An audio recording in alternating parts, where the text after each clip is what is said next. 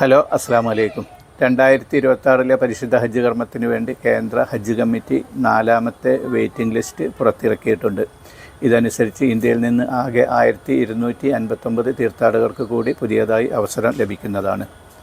ഇതിൽ നിന്ന് കേരളത്തിൽ 5174 മുതൽ 5251 വരെയുള്ള തീർത്ഥാടകർക്ക് കൂടി പുതിയതായി അവസരം ലഭിക്കുന്നതാണ്. ഇപ്പോൾ അനുമതി ലഭിച്ച ഓരോ തീർത്ഥാടകനും അവരുടെ 1ാമത്തെയും 2ാമത്തെയും ഇൻസ്റ്റാൾമെൻറ്റ് തുകയായ 2,77,300 രൂപ വീതം ജനുവരി 8 മുമ്പായി ഓൺലൈനായോ ഓഫ്ലൈനായോ അടയ്ക്കേണ്ടതാണ്. ഹജ്ജ് കമ്മിറ്റിയുടെ സൈറ്റിൽ നിന്ന് ഓരോ കവർ നമ്പറിനും ലഭിക്കുന്ന പ്രത്യേക പേയിങ് സ്ലിപ്പിൽ ഹജ്ജ് റഫറൻസ് നമ്പറോടുകൂടി സ്റ്റേറ്റ് ബാങ്കിൻ്റെയോ യൂണിയൻ ബാങ്കിൻ്റെയോ ശാഖകളിൽ പണം അടക്കാവുന്നതാണ്. അല്ലെങ്കിൽ ഹജ്ജ് കമ്മിറ്റിയുടെ സൈറ്റിലോ സുവിധ ആപ്പിലോ നെറ്റ് ബാങ്കിംഗ് സൗകര്യം ഉപയോഗിച്ചോ അല്ലെങ്കിൽ ഡെബിറ്റ് കാർഡോ ക്രെഡിറ്റ് കാർഡോ ഉപയോഗിച്ച് ഓൺലൈനായും പണം അടക്കാവുന്നതാണ്.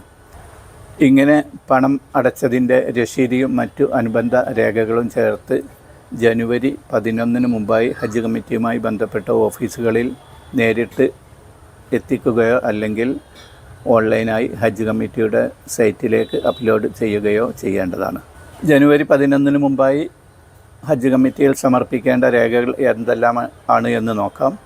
ഹജ്ജ് ആപ്ലിക്കേഷൻ ഫോമിൻ്റെ സൈൻ ചെയ്ത കോപ്പി, ഡിക്ലറേഷൻ, പാസ്പോർട്ട് ഡിക്ലറേഷൻ, ബാങ്കിൽ പണമടച്ചതിൻ്റെ രശീതി, അതുപോലെ ഹജ്ജ് കമ്മിറ്റിയുടെ സൈറ്റിൽ നിന്ന് ലഭിക്കുന്ന പ്രത്യേക ഫോർമാറ്റിൽ ഏതെങ്കിലും ഒരു ഗവൺമെൻറ് അലോപ്പതി ഡോക്ടർ നൽകിയ medical screening and fitness certificate എന്നിവയാണ് അപ്ലോഡ് ചെയ്യേണ്ട രേഖകൾ.